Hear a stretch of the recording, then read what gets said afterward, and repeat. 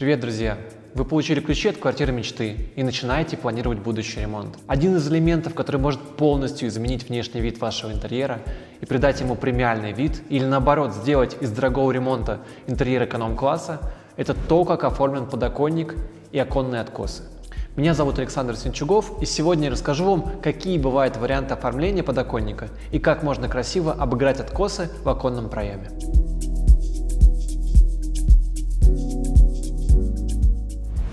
Подоконник ПВХ. Давайте быстро коснемся базы. В большинстве квартир с ремонтом от застройщика или там, где нужно было сэкономить, установлен подоконник из ПВХ.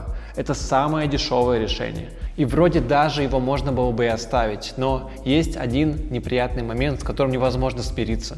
ПВХ-подоконники нарезаются из профиля, у которого есть вот этот отрезанный вот этот конец, который нужно прикрыть крышкой, и эти крышки всегда отваливаются. Я не знаю, как это работает, это очень раздражает, пинать эти крышки и вставлять их на место. Ну и на самом деле в белом холодном пластике нет ничего красивого. Еще этот пластик со временем желтеет и царапается. Такой подоконник легко убирается, быстро монтируется, не боится влаги и практически вечен. Но главное, что он дешевый, и выглядит он тоже максимально дешево. Красивого тут, конечно, мало, но всегда можно закрыть плотными шторами и забыть о нем. Так же, как обычно я делаю с дешевыми радиаторами отопления и стояками от них. Откосы в самом дешевом варианте еще на черновом этапе закрываются пластиковой накладкой, а на стык со стеной клеятся уголки. Вот откосы готов.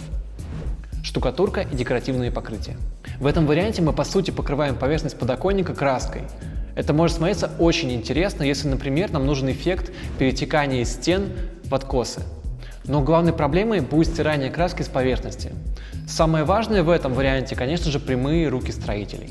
Хотя в каком варианте они не важны. Если штукатурка декоративная, то обычно этот слой полмиллиметра, то есть совсем чуть-чуть. И любой дефект поверхности будет сразу же виден. Единственный вариант, при котором не будет проблем с эксплуатацией подоконника, покрытого декоративной штукатуркой, это нанесение микроцемента, двухкомпонентной декоративной штукатурки. Ему точно ничего не страшно, только если треснет поверхность, на которую он нанесен. Штукатурка на подоконнике или даже просто краска может быть недорогим эффектным приемом оформления, но в эксплуатации это очень непрактично. А что же с откосами? Откосы в хорошем ремонте чаще всего красят цвет стен. Реже это какой-то акцентный цвет или просто белый. ЛДСП, МДФ, HPL.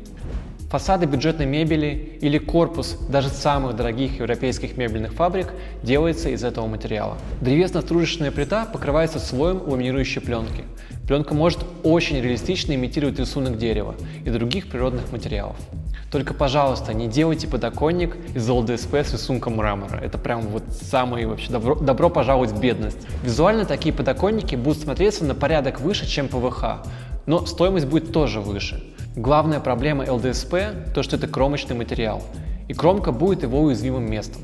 При попадании под нее воды подоконник разбухает, и не будет возможности провести ремонт. Ее придется выкинуть.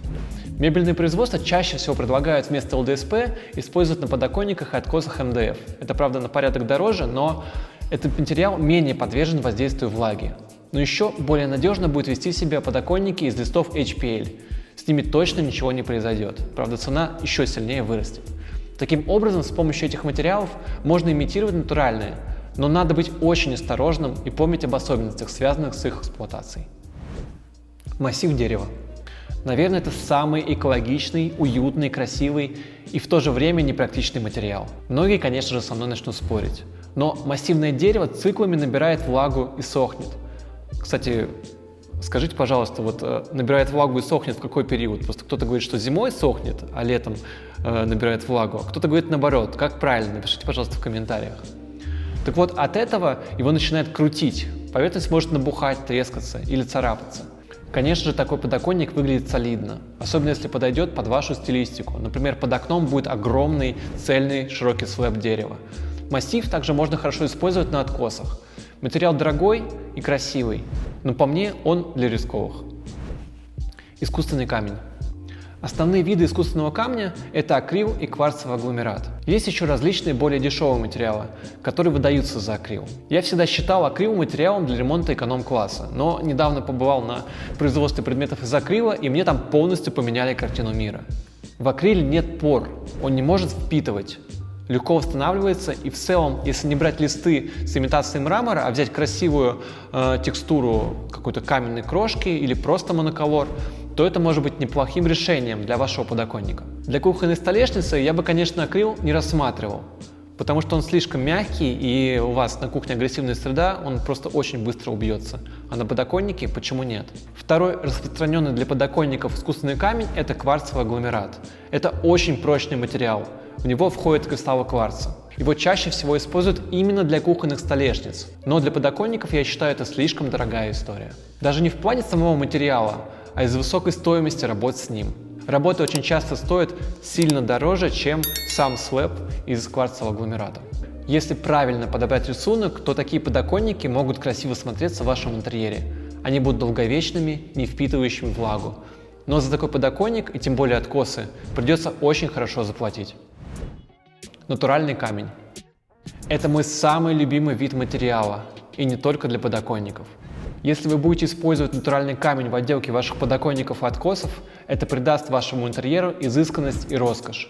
Все думают, что натуральный камень – это всегда очень дорого, или что это всегда очень мягкая, подверженная повреждениям поверхность. Это не совсем так, все очень сильно зависит от породы камня. Есть очень твердые и дорогие камни, такие как, например, горный кварцит, не путать с кварцевым агломератом, а есть, например, твердый, но не такой дорогой гранит, и он не всегда похож на надгробие.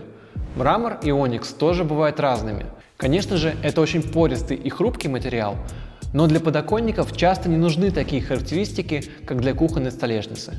К тому же характеристики можно улучшать с помощью армирования и нанесения специальных средств. Натуральный камень всегда смоется дорого, но есть одна неприятная особенность – камень всегда холодный. Для производства изделий из камня я бы обращался только к проверенным специалистам, потому что даже самый простой камень все-таки стоит довольно дорого, и неумелыми руками можно легко загубить изначально красивый материал. Хотя дорого, конечно, для всех совершенно разное понятие. Откосы можно точно так же декорировать тем же натуральным камнем, и это всегда будет дорого, красиво и роскошно. Керамогранит. Совсем недавно для подоконников появилось новое решение – подоконники и откосы из керамогранита. Керамогранит гораздо доступнее натурального камня. С ним легко работать даже по месту в вашей квартире. О применении керамогранита не только для стен и пола я впервые узнал в Италии в шоурумах фабрики по производству плитки. Там стояли кухни с фасадами и столешницами из керамогранита. Конечно, должны были быть усиленные петли, но в целом это смотрелось довольно красиво. Из керамогранита также делали умывальники и другую мебель. Можно придумать совершенно разные способы его инсталляции под окно. Как завести его под окно классическим способом с небольшим выносом, особенно если у вас не идеальная геометрия оконного проема. Ну, например, себе домой я сделал немного по-другому.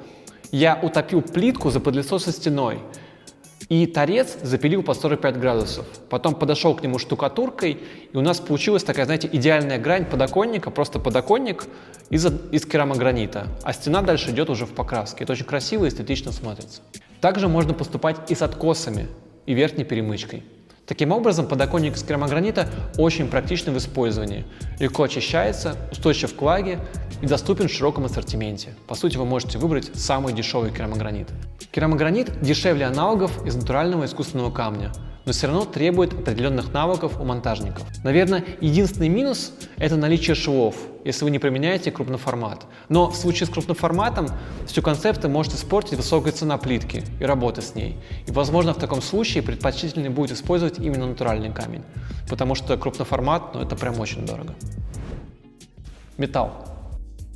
Одним из самых модных материалов в дизайне интерьера сейчас является металл. И, кстати, на нашем канале недавно вышло видео о трендах в интерьере, и там я про металл очень подробно рассказываю. Можно положить толстый лист черного металла на ваш подоконник. Это будет очень брутально, аутентично, но весить такой лист будет существенно, прям существенно.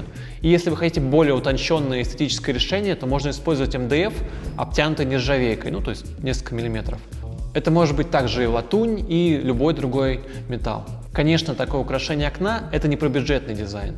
Если хотите сэкономить денег, но хотите металлический подоконник или откосы, то вы можете использовать МДФ, крашенной металлизированной краской. Это тоже может смотреться очень интересно и дорого. Мы использовали этот прием совсем недавно на одном из наших проектов. Там и подоконники, и откосы, и решетка радиатора. Это все сделано из МДФ и покрашено под латунь. И смоется очень вкусно. Если бюджет вашего ремонта позволяет использовать изделия из металла или имитацию металла, то обязательно применяйте это в своих проектах. Стекло и зеркало. Я уверен, все слышали этот совет. Чтобы у вас не портилась поверхность деревянного стола, положите на него стекло. То же самое можно сделать и с подоконником. Вы можете использовать тонированное стекло или даже зеркало на поверхности подоконников и откосов. Это добавит отражение света, то есть свет будет проникать с улицы в ваш интерьер, в нем будет гораздо светлее. Такую поверхность легко будет очищать, это будет очень практично. Еще одна разновидность зеркала – это зеркальная мозаика, и она очень эффективно будет выглядеть на ваших подоконниках и откосах, особенно если зеркало тонированное. Но важно не переборщить и не превратить окно в портал в армянский кабак из 90-х. И еще, главное не использовать прозрачное стекло, это будет выглядеть очень странно. Материалов для оформления вашего подоконника и откосов очень много. У всех есть свои важные характеристики. При выборе надо отталкиваться именно от них, в порядке вашего личного приоритета. Кому-то важнее стоимость, кому-то соответствие дизайна или, например, долговечность, а кому-то нужен баланс всех этих характеристик. Если у вас есть что добавить к моему рассказу о подоконниках и откосах, то обязательно пишите в комментариях, не стесняйтесь. Если видео было полезным и интересным, то обязательно поддержите его лайком. И, конечно же, подписывайтесь на все наши социальные сети, чтобы не пропустить новые советы по дизайну. Или если вы хотите заказать дизайн-проект в нашей дизайн-студии. Пока-пока!